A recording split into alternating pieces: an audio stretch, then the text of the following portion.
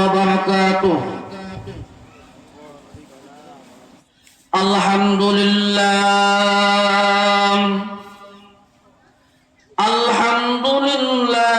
نحمده ونستعينه ونستغفره ونؤمن به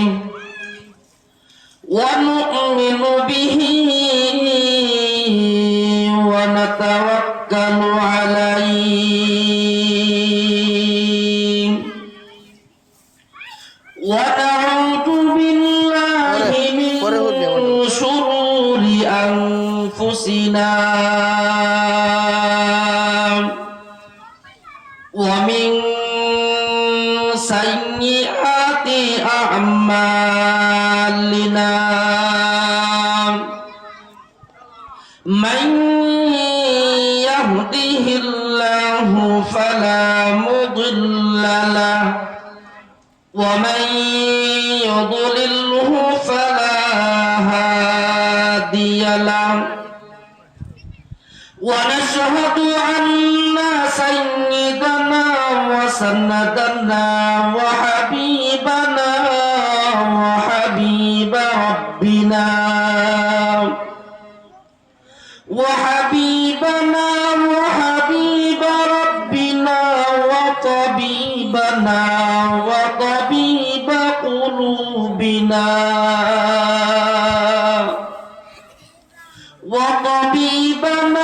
وطبيب قلوبنا ومولانا محمدا عبده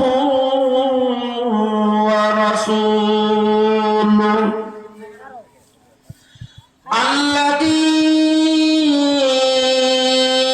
أرسله الله تعالى بالحق بشيرا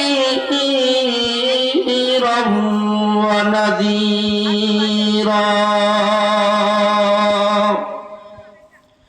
وداعيا إلى الله بإذنه وسراجا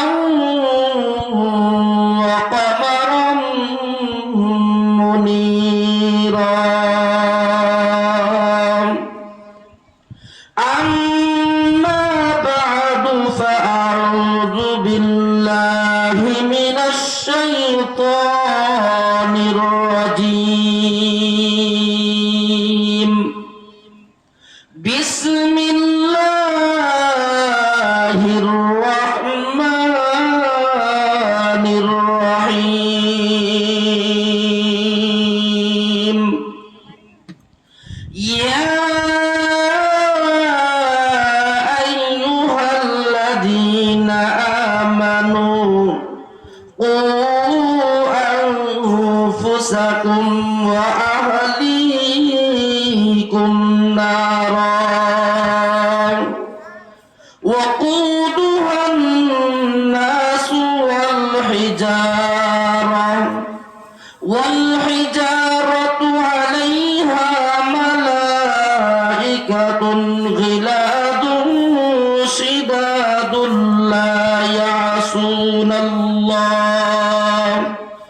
شداد لا يعصون الله ما أمرهم ويفعلون ما يؤمرون.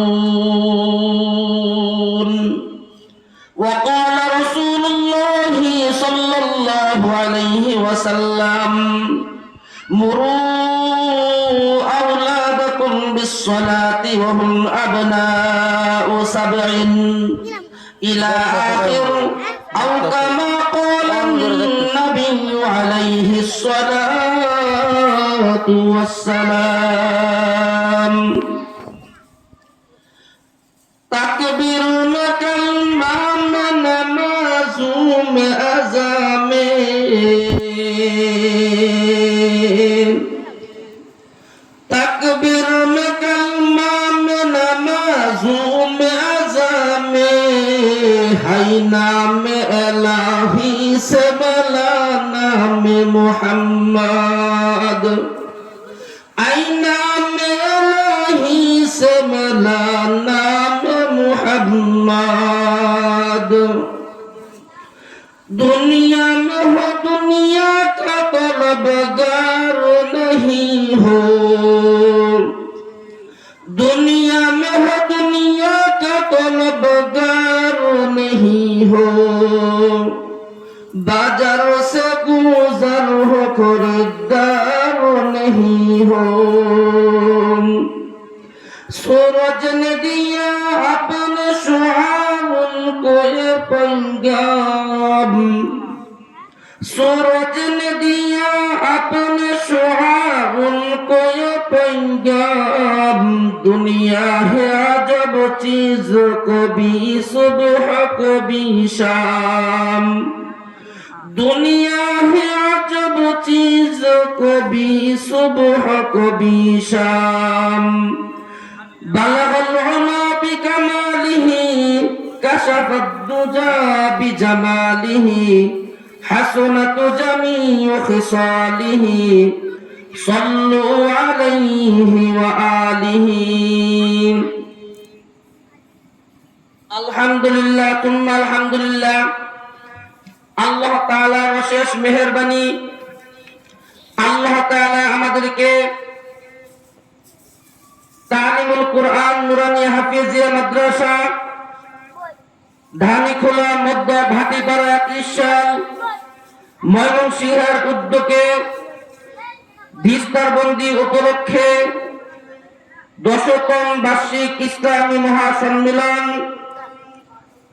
উক্ত মহাসম্মেলনে সভাপতিত্ব স্থান অলঙ্কিত করবেন শায়েখ হাফেজ উবাইদুল্লাহ রাসেল। সহসভাপতি হিসেবে উপস্থিত থাকবেন কারি মোহাম্মদ আব্দুল সালাম সাহেব, সাবেক খতিব ফকিরবাড়ি জামে মসজিদ। আর উপস্থিত থাকবেন আবুল কাসেম মাস্টার আকন্দ সাহেব, সাবেক শিক্ষক রাধাকানাই উচ্চ বিদ্যালয় ফুলবাড়িয়া। আরো আমন্ত্রিত উলামায়ে কেরাম উপস্থিত থাকবেন শায়েখ উবাইদুল্লাহ বিন আব্দুল ওয়াহিদ সাহেব। আরো উপস্থিত থাকবেন শায়েখ ইমাম হাসান সালাফি সাহেব। আরো উপস্থিত থাকবেন এলাকার ধর্মপ্রাণ মুসলিম ভাই ও বোনেরা। সকলকে আমার পক্ষ থেকে আন্তরিক শুভেচ্ছা ও অভিনন্দন। সম্মানিত মুহতারাম হাজিরিন, আপনাদের সম্মুখে পবিত্র কালামুল্লাহ শরীফের ছোট্ট একটি আয়াত তিলাওয়াত করেছি এবং রাসূল করিম সাল্লাল্লাহু আলাইহি ওয়াসাল্লামের ছোট্ট একটি হাদিস তিলাওয়াত করেছি। আল্লাহ তাআলা যদি আমাকে অল্প সময়ে উক্ত আয়াত এবং হাদিসের সমন্বয়ে কিছু আলোচনা করার মতো তৌফিক দান করেন, ওমা তাওফীকি ইল্লা বিল্লাহ। সম্মানিত মুহতারাম হাজিরিন, আল্লাহ রাব্বুল আলামিন আমাদেরকে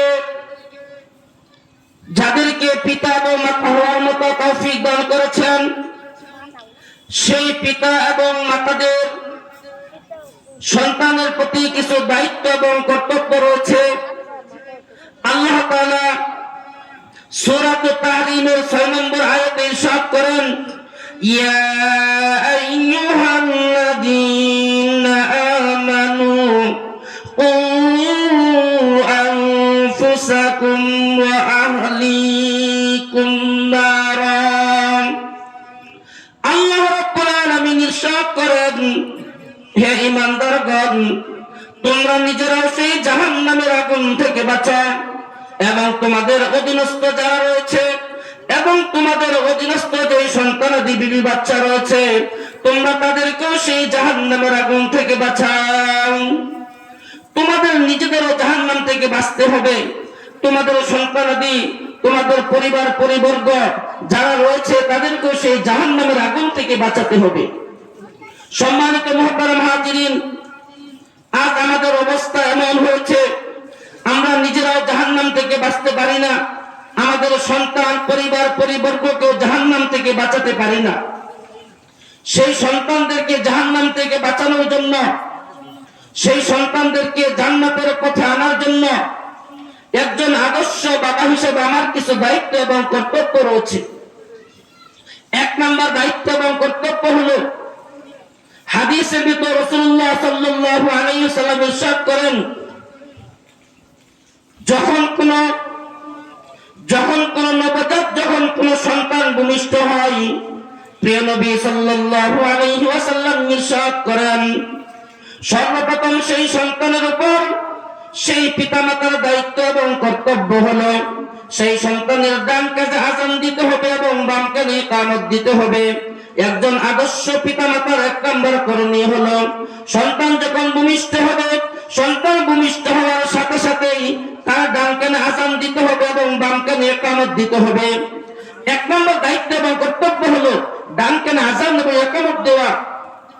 দ্বিতীয় আমার দায়িত্ব এবং কর্তব্য হলো, সন্তান যখন তার বয়স 5 দিন হবে, 7 দিন হবে, সেই 7 দিনের সময় তার সুন্দর নাম রাখতে হবে, তার আকিকা করতে হবে। আমাদের অবস্থা হলো, আমরা সন্তানের ভালো নাম রাখি না, আমরা সন্তানের আকিকা করি না। সন্তানের ভালো নাম না রাখার কারণে সেই সন্তান বড় হলে তার নামের প্রভাবটা সেই ব্যক্তির ভেতর পড়ে, ঠিক কিনা বলেন? সেজন্য অনেকে জিজ্ঞাসা করলে আপনার সন্তানের নাম কি, তখন বলে আমার নাম তো অমুক। এক ব্যক্তি তার সন্তানের নাম রেখেছে জুয়েল, সে জুয়েল অর্থ তো ভালো না, সে জুয়েল শব্দের অর্থ হলো কীট পতঙ্গ। এই অর্থ যদি তার নামের ভিতর হয়, তার প্রভাব কেমন হবে? সেজন্য মুহতারাম হাজিরিন, আমি আপনাদের সম্মুখে বলতেছিলাম, আমাদের যখন সন্তান ভূমিষ্ঠ হবে, সন্তান ভূমিষ্ঠ হওয়ার সাথে সাথে আমার সুন্দর একটি নাম নির্বাচন করতে হবে, ঠিক কিনা বলেন? সর্বপ্রথম আমার দায়িত্ব এবং কর্তব্য হলো, সেই সন্তানের জন্য একজন আদর্শ পিতামাতা হিসাবে আমার সুন্দর একটি নাম চয়ন করতে হবে। সেই নাম রাখার পরে তৃতীয় দায়িত্ব হলো, সেই সন্তানের জন্য আমার আকিকা করতে হবে, সেই সন্তানের জন্য আমার আকিকা করা আবশ্যক। চতুর্থ দায়িত্ব এবং কর্তব্য হলো, সেই সন্তানের বয়স যখন 7 বছর হয়, তখন তাকে নামাজের গুরুত্ব দেওয়া, তাকে ইলমে দ্বীন শিক্ষার মাদ্রাসার জন্য তাকে পাঠিয়ে দেওয়া। সেজন্য মুহতারাম হাজিরিন, হাদিস শরীফে রাসূলুল্লাহ সাল্লাল্লাহু আলাইহি ওয়াসাল্লাম ইরশাদ করেন, মুরু আওলাদাকুম বিস-সালাতি ওয়া হুম আবনাউ 7। আল্লাহ রাসূল ইরশাদ করেন, তোমাদের সন্তানের বয়স যখন 7 বছর হবে, তোমাদের সন্তান যখন 7 বছরে উপনীত হবে, তখন তাদেরকে মাদ্রাসায় পাঠানো, তাদেরকে ইলমে দ্বীন শিক্ষা করার জন্য তাদের ব্যবস্থা করে দেওয়া। আমার দায়িত্ব এবং কর্তব্য হবে তাকে ইলমে দ্বীন শিক্ষা করার জন্য তাকে মাদ্রাসায় পাঠিয়ে দেওয়া, সেখানে সে ইলমে দ্বীন শিক্ষা করবে। আর যে সন্তানের ভেতর ইলমে দ্বীন থাকবে, সে কোনোদিন নাস্তিক হতে পারবে না, সে কোনোদিন মুরতাদ হবে না। সেজন্য মুহতারাম হাজিরিন, আমার দায়িত্ব এবং কর্তব্য হবে এই সন্তানকে সেই মাদ্রাসায় পাঠানো। আলহামদুলিল্লাহ, আপনাদের তালিমুল কুরআন নুরানি হাফিজিয়া মাদ্রাসা কত সুন্দর পড়াশোনা হয়। এই ধরনের মাদ্রাসা আমাদের সন্তানদেরকে আমরা পাঠিয়ে দিব। এই সন্তানকে যখন আমি মাদ্রাসায় পাঠাবো, এই সন্তান আমি মৃত্যুবরণ করার পর আমার জন্য হাত উঠিয়ে দোয়া করবে আর এই কথা বলবে, রব্বিরহামহুমা কামা রব্বায়ানি সগীরা।